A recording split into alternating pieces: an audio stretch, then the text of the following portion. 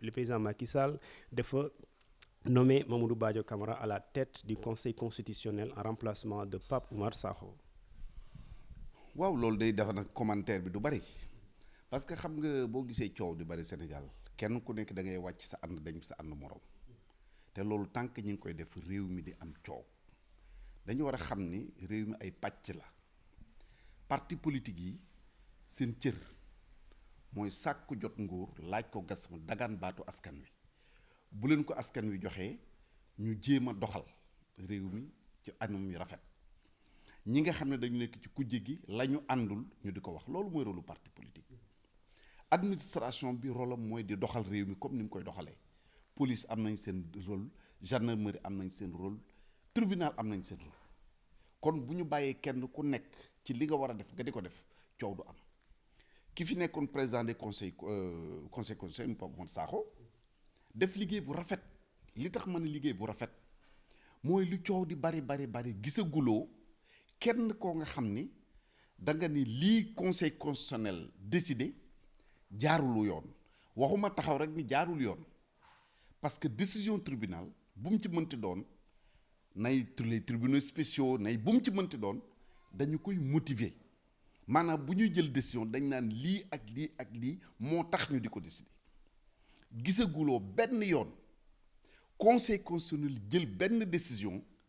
benn parti contesté ko maanaam wax ne àndu ci génne sur le plan technique scientifique ay argument ne lii ak lii moo tax ànduma ci. waaye weddi woon nañ li nga xam ne mooy l'arrêté bu mu joxe woon ginnaaw bu éliminer seen liste suppléant. waaw dama ne déggoo li ma wax de dama ne. voilà c'est-à-dire que ci domaine justice la ñu nekk domaine droit la ñu nekk du loo nga xam da nga ñëw rek ne ànduma ci parce que kii rendre verdict day jox li ñuy wax motivation ni lii ak bi mu amee bi lii amee lii am ñu méngale ko ak code électoral ñu méngale ko ak constitution méngale ko ak loi bi article bi lii mooy suñu décision kon loolu boo koy dindi da nga naan article bi jaarul yoon ndax nangam ak nangam loi bi jaarul yoon ndax nangam respecté ñu nangam loolu mësta am kon yi gi des yëpp ay contestation politicienne la yu ñu tegul fenn la preuve dem nañ élection 2019 biñ ca génnee gisoo kenn def recours dem nañ élection bii passé mais buñ ko wóoluwul woon xam nga ay waxu caaxaan la il faut que ñu sérieux mooy li ma la wax léegi li ma la junj léegi il faut que ñu respecter sénégalais yi il faut que ñu respecter seen bopp respecter sénégalais mi ngi tàmbalee ke respecter institutions yi nga xam ñun moom lañ am bu ñu wóoluwul woon conseil bi pourquoi ku ci bëgg a dem candidat ku ci bëgg a doon candidat dem conseil di yóbbu sa dossier boo leen wóoluwul bul fa yóbbu sa dossier donc loolu mooy manque de respect notoire bi ñu am ñoom seen diggante ak les tribunaux sénégalais te bul fàtte ni tribunal ak armée ñoo yam hiérarchie la même boo demee université hiérarchie la coow li mën na bëri ci mbedd mi mais ci seen biir xamante nañu te juge bu mu ci mënti doon buy joxe verdict la muy jëkk a sàmm mooy lii may bind kat samay naw la ñoo koy gis bu ñu ko liiree naka lañ may atte loolu mooy li jëkk ci ñoom donc encore une fois dama ni conseil constitutionnel sous le président Sakho jëlul benn décision boo nga xam ni kenn ñëw na contesté ko juridiquement amul kon dañu rafetlu liggéey boobu maintenant mandat bi jeex na ki war a tànn na ki mu tànn jàpp nañu am nañ yaakaar ci ne lañ ko tànne mën na ko parce que du tey la tàmbali liggéey ci wàllu droit su ma juumul 1978 ou 80 ba léegi mi ngi ci kon lu mat ñaar fukki at wala fanweeri at nekk na ci métier te ñoom ci seen biir xamante nañu kon lu ñu def lu dul ñaanal ko yàlla mu réussir mission ni ko ak ñi ko fa jiitu woon réussir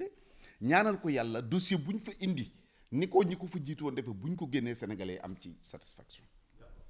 ci li nga xamante moom mooy conseil constitutionnel ci moom la ñuy desandi toujours parce que kenn umpale noonu 2024 Sénégal war na organiser lii di élection présidentielle donc si loolu également mu am ñu jot a déclarer seen i candidature Ousmane Sonko Bougane ci noonu aussi Malick Gakou mu ngi koy def alors ñu am beneen boor bi di Benno Bokk Yaakaar seen candidature leeragul mais ci biir ñàkk leer boobu noonu ñu ngi sikki sàkk ne troisième candidature de Macky Sall am na bu ñuy waajal di waaj a def ñenn ñi jàpp ne aujourd'hui li nga xamante ni moom mooy nomination de ki nga xam ne Mamadou Badio Camara c'était juste que benn lu ñu officialisé mais xamoon nañ ko bu yàgg xam ko aussi di séntu ne également d'ici 2024 bu ñu tolloo ci déclarer candidature dafay ñëw rek daganal li nga xam mooy candidature président Macky Sall. xam nga manque de respect bi may wax rek mooy dellu si waat Badio Camara nit mënoon na njort ni day doon président constitutionnel pourquoi nit mënoon ko xalaat parce que remplir na critères yi c'est aussi simple que ça xam nga ñi ngi wax premier ministre tey ku nekk ñu naan diw la boo demee diw la boo demee diw la loo tax tudduñu la yow parce que ñooñu jàpp nañ ne remplir nañ critères yi tax ñu war a doon premier ministre moom jàpp nañ ne remplir na critères yi mais bul fàtte ne am na fi benn leader bu fi waxoon ni sëñ Bassirou Guèye lañ bëgg def président constitutionnel pour valider candidature Macky Sall wax nañ ko ci presse bi ñëpp di ko dégg donc nañu bàyyi demale ak fekkale un homme politique surtout ku jiite réew mbaa nga bëgg a jiite réew da ngay sérieux da ngay sérieux mooy wax loo nga xam ni du doon ay demale ak fekkale kilifa du fore ci mbedd kilifa du naan foog naa ak dégg naa ci weewu béy kilifa day wax loo nga xam ne bu jotee ñu ne ah attention waxoon na ko kilifa day doon mago waxoon naa ko mais du doon ay mago xamoon naa ko ay caaxaan yoo nga xam ci mbedd lañ koy fore encore une fois Sénégal ku fi bëgg a doon candidat di nga ko doon kenn dong moo am maqaamam wax ni candidature baax na wala baaxul buñ ci egg oui allez-y mais kan mooy wax ndax respect na conditions yi wala déet mais c'est tout moom rek moo habilité wax ni kii jaar na yoon wala jaarul yoon dama ni du man du n'importe quel homme politique du gouvernement du keneen ku war a interpréter constitution mooy li ma la wax ci njàlbeen dafa mel dëgg ma déggul réew dañuy bàyyi ku nekk ak sa cër loo bari xam-xam loo bari am loo bari doole loo am xel yoon mayu la ngay interpréter constitution kenn la ko yoon may kooku nañ ko bàyyil mais yow comprendre ko man comprendre ko bul ma duggal ci article 27 ak 28 ak 30 du ma ci dugg ça ne m'intéresse pas non dama ni bul ci dugg man du ma ci dugg parce que intéressé wu ma xam nga du mel man dama nekk mbër dugg ci làmb ji di bëri wala ma nekk joueur nekk terrain bi di football su arbitre ne penalty li bu nee du penalty point supporter bi nekk ci tribune bi am du moom mooy wax penalty bu am ak bu amul mais na day libre na toog ci touche bi di wax man du ma toog ci touche di wax man du ma détaillant damay wax lu sérieux kilifa du wax ay waxu caaxaan surtout loo nga xam la ngay wax gëmoo ci dara tey ku ñu ci tooñ tribunal ngay dem sénégalais bu ñu tooñ tribunal ngay dem mais boo góorul tribunal bu fa dem mais pro candidat dafa jotagul xam nga débat la boobu mën je suis à l'aise pour en parler parce que 2010 2011 ñi nekkoon ci presse bi interpellé nañ ma plusieurs fois sur la candidature de Abdoulaye Wade réponse ba ma joxoon mooy bu tay bi buñ ca eggee ki war a atte su attee rappelez-vous également position Macky Sall joxoon à l'époque candidat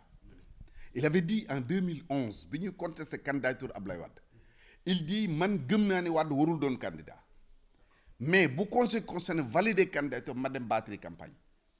loolu la def ñeneen ñi toog place de l'Indépendance de manifester moom bu dem battre campagne Sénégalais yi déglu ko il a gagné je ne sais pas xaw ma luy xaw ma candidat la xaw ma du candidat ce n'est pas mon problème man j'ai un contrat avec Macky Sall lu mu def 2019 ba 2024 engagé na ma. Et si le Conseil constitutionnel valide la candidature à Macky Sall da koy soutenir. Mais bon je ne sais pas parce que moi je suis candidat. La présidentielle. yàgg naa ko wax c'est pas la première fois que je le dis. Et si Macky Sall le leader de Benno Bokk Yaakaar décide nekk candidat da ngay renoncer sa candidature. je ne discute loolu mënuma ci discuter à l'heure actuelle xam nga lu tax dama bokk ci parti nekk président d'un parti qui s'appelle la Convergence libérale et patriotique parti boobu def congrès au mois d'avril d'ailleurs il faut le reconnaître nous sommes le seul parti buy def congrès au Sénégal en 5 ans nous avons fait 2 congrès premier congrès CICES deuxième congrès à Sorano nous sommes le seul bu koy def à l'occasion de ce congrès là ñu valider cette candidature taxawal benn comité scientifique boo nga xam mu ngi liggéey sur un programme boo nga xam d'ici quelque temps danañu dajale presse bi société civile les Sénégalais de manière générale wax ni lii mooy suñu projet pour le Sénégal exposé nañ ko déjà au congrès mais il reste que comme congrès bi validé na ko ñu peaufiner ko génne ko proposer ko aux Sénégalais yi à partir de ce moment keneen ku mënti doon candidat exclure ñu nag benn discussion avec parce que jusqu'au moment ba fu may wax yow nii non exclure Sénégal benn la xam nga lii doy waar ci réew mi boo jógee opposition dem pouvoir ñu ne c'est un traître boo jógee ci pouvoir dem opposition ñu ne jàmbaar la c'est quoi cette histoire là ñun terrorisme intellectuel yóbbuwuñu suñuy conviction la ñu am te moom la ñuy demee yàlla suturaal nañu nag ba ñu duggee en politique jusqu'au moment où nous parlons lu ñu mës a wax sénégalais teg nañ seen bët loolu doy nañu comme satisfaction.